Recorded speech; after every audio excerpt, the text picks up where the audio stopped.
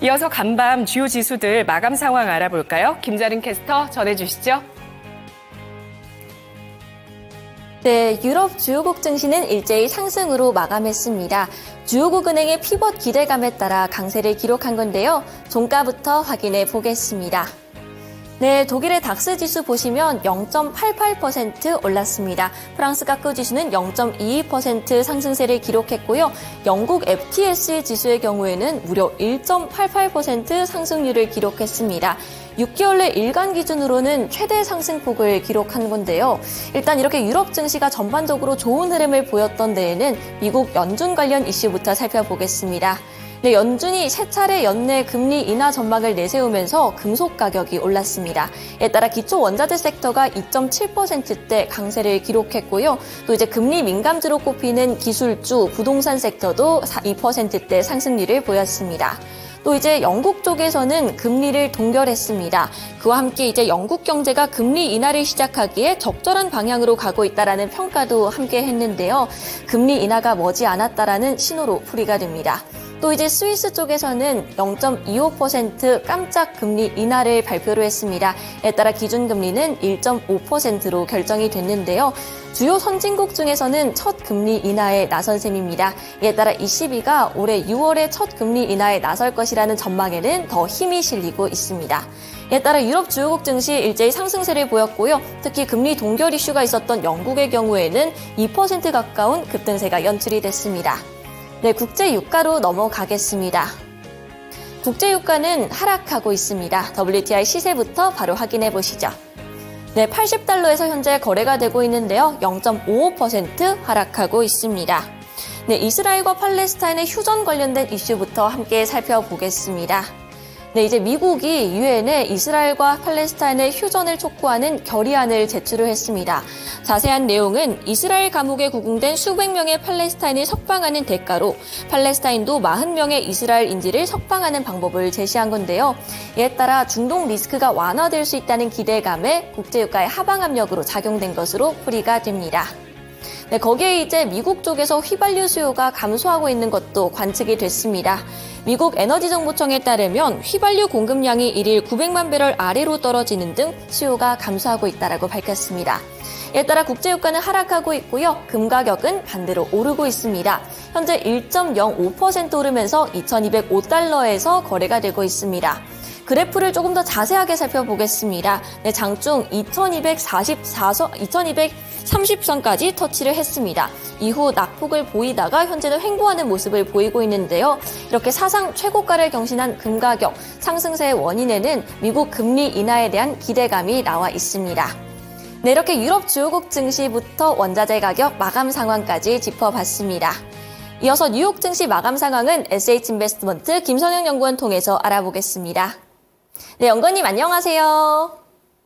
네, 안녕하십니까. 간밤 뉴욕 증시 어떤 흐름 보였을까요? 예, 미국 등 주요국들의 금리 인하에 대한 기대감이 이어지면서 오늘 뉴욕 증시는 상승 마감됐고 지수별로는 다우지수가 0.68%, S&P 500은 0.3%, 나스닥은 0.2%, 러셀 2000은 1.14%의 상승세를 보였습니다. 미 연준의 금리 인하 시사에 이어 영국의 중앙은행인 잉글랜드 은행이 오늘 금리를 동결하고 스위스 중앙은행은 기준금리를 인하했는데요. 스위스는 2022년 3월부터 5차례에 걸쳐 기준금리를 인상했으며 작년 9월 처음으로 금리를 동결한 바 있으며 이로써 코로나19 팬데믹 이후 통화 긴축 기조를 이어온 스위스는 연준과 ECB보다 먼저 통화정책 전환, 즉 피벗에 돌입한 최고의 선진국이 됐다는 소식입니다.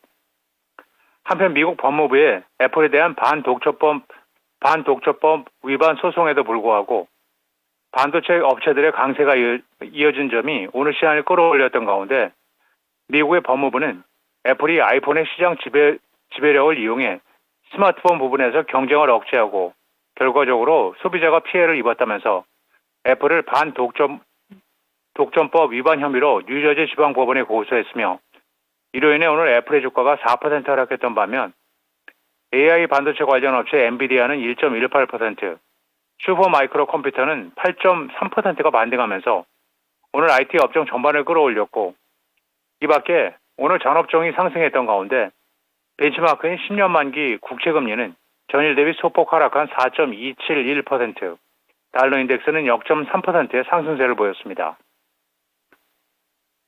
지난 2월 미국의 신규 주택 판매가 전달 대비 급증하고 실업수당 청구 건수는 전주 대비 감소했다는 소식입니다.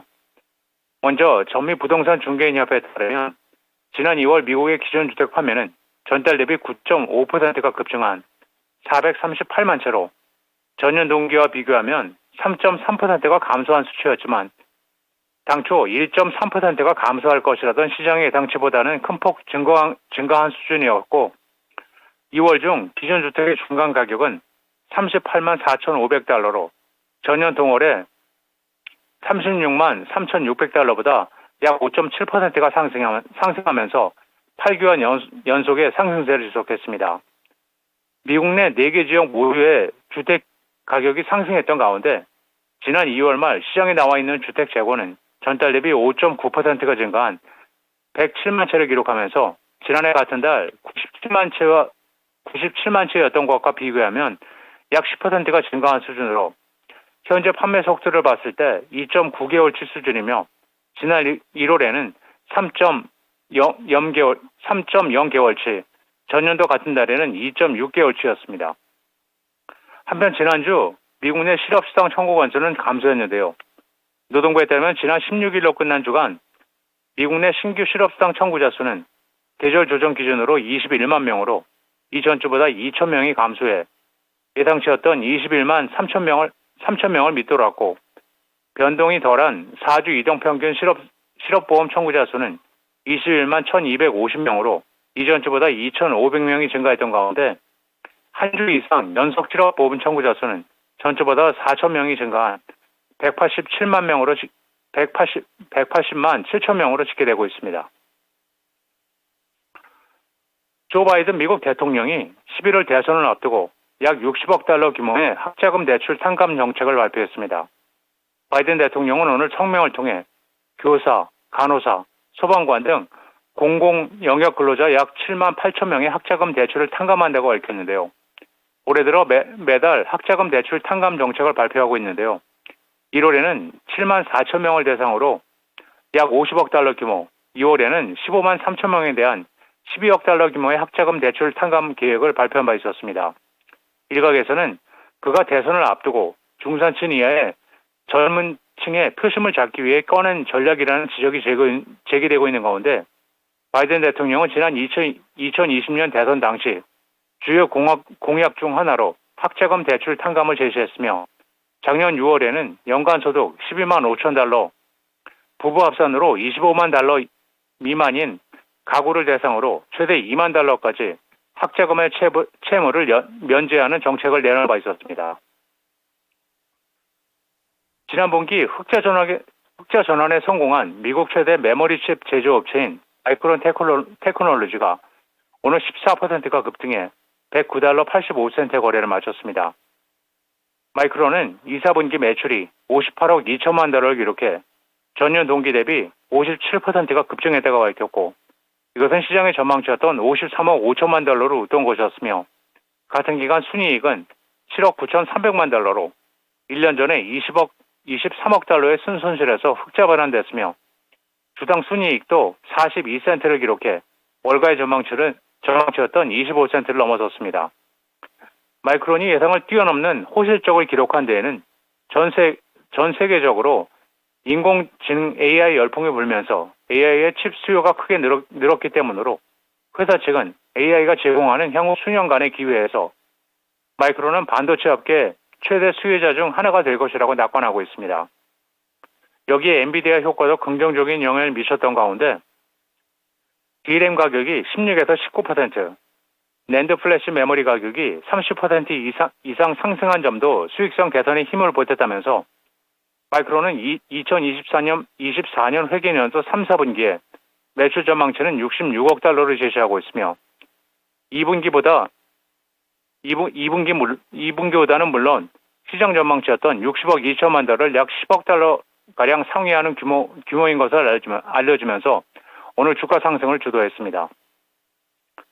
마지막으로 내일 예정된 경제지표와 실적 발표 기업은 없습니다. 네, 뉴욕 증시 마감 상황 살펴봤습니다. 오늘 말씀 고맙습니다. 네, 감사합니다. 네, 간밤 뉴욕 증시 기술주의 강세에 힘입어 일제히 상승으로 마감했습니다. 이어서 어제장 국내 증시 마감 상황 알아보겠습니다. 네, 어제장 국내 증시 미국발 훈풍에 힘입어 오랜만에 강한 상승이 나왔는데요. 종가부터 바로 확인해 보겠습니다. 네, 코스피는 2.41% 오른 2,754선에서 거래를 마쳤습니다. 네, 갭상승으로 2,730선에서 출발을 했는데요. 이후에 계속해서 탄력을 붙여나가는 모습이었습니다. 결국 2,750선을 2년여 만에 뚫어내는 모습이었고요. 코스닥도 역시 뚜렷한 강세 흐름 나왔습니다. 코스피만큼은 아니었지만 1.44% 오르면서 904선에서 마무리가 됐습니다. 6개월 만에 900선을 돌파하게 된 코스닥이었고요. 이어서 선물은 2.85% 역시나 뚜렷한 강세 흐름이 나왔습니다. 네, 이렇게 양시장 모두 각각 2,750선, 900선을 돌파했는데요. 그 뒤에는 외국인과 기관의 쌍끌이 매수세가 있습니다. 수급 살펴보겠습니다. 먼저 거래소 쪽 함께 살펴보시면요. 네, 거래소는 외국인이 1조 8천억 원가량 크게 사들였습니다. 또 기관 역시도 금융투자를 중심으로 1조 원가량 사들이는 모습이었는데요. 반대로 개인 쪽에서 3조 원가량 팔자세를 기록했습니다. 사상 최대 순매도라고 하는데요. 이어서 코스닥도 한번 살펴보겠습니다. 코스닥 쪽에서는 기관이 그렇게 큰 폭으로 사들이진 않았습니다. 87억 원 매수 우위를 기록하면서 관망세를 보였고요. 또 이제 외국인 쪽에서는 3,686억 원 매수 우위를 보이면서 지수 상승을 이끌었습니다. 개인 쪽은 3,629억 원 팔자세를 기록했습니다. 네, 이렇게 양시장 모두 외국인과 기관의 대량 매수가 관측이 됐는데요. 그렇게 가장 크게 사들인 것은 반도체 대형주였습니다. 삼성전자, SK하이닉스 이 두 종목 쪽으로 이 쌍끌이 매수세가 강하게 유입됐는데요. 이에 따라 특징 섹터로 반도체주 살펴보겠습니다. 네, 어제 쪽에서는 주인공이 삼성전자에서 SK하이닉스로 하루 만에 넘어가는 모습이었습니다.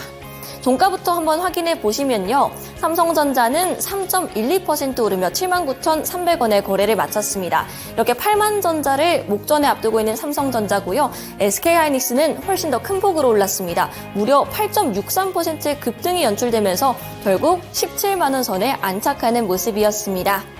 네, 이렇게 삼성전자와 SK하이닉스 모두 강세를 보인 데에는 마이크론의 호실적이 그 뒤에 있습니다. 마이크론이 HBM 부문의 매출에 인식이 되면서 매출이 58억 2천만 달러를 기록을 했습니다. 3분기 전망 역시 60억 달러에서 66억 달러로 대폭 상향 조정했는데요. 이에 따라 삼성전자와 SK하이닉스에 대한 기대감도 퍼지고 있습니다. 실제로 증권가에서는 삼성전자와 하이닉스의 1분기 호실적을 전망하고 있고요. 외에도 3D 낸드 쪽이 반도체 쪽에서 강한 모습을 보였습니다. CXL이나 HBM 같은 최근에 크게 주목을 받았던 종목들 대신에 이제 오랜만에 3D 낸드 쪽에서 강한 모습을 보였는데요. 관련 종목들 살펴보겠습니다. 유진테크가 14% 가장 큰 폭으로 올랐습니다. 종가는 41,450원이었고요. KC텍은 10% 급등, 원익 QNC와 테스는 각각 4%, 7%대 상승률을 기록했습니다.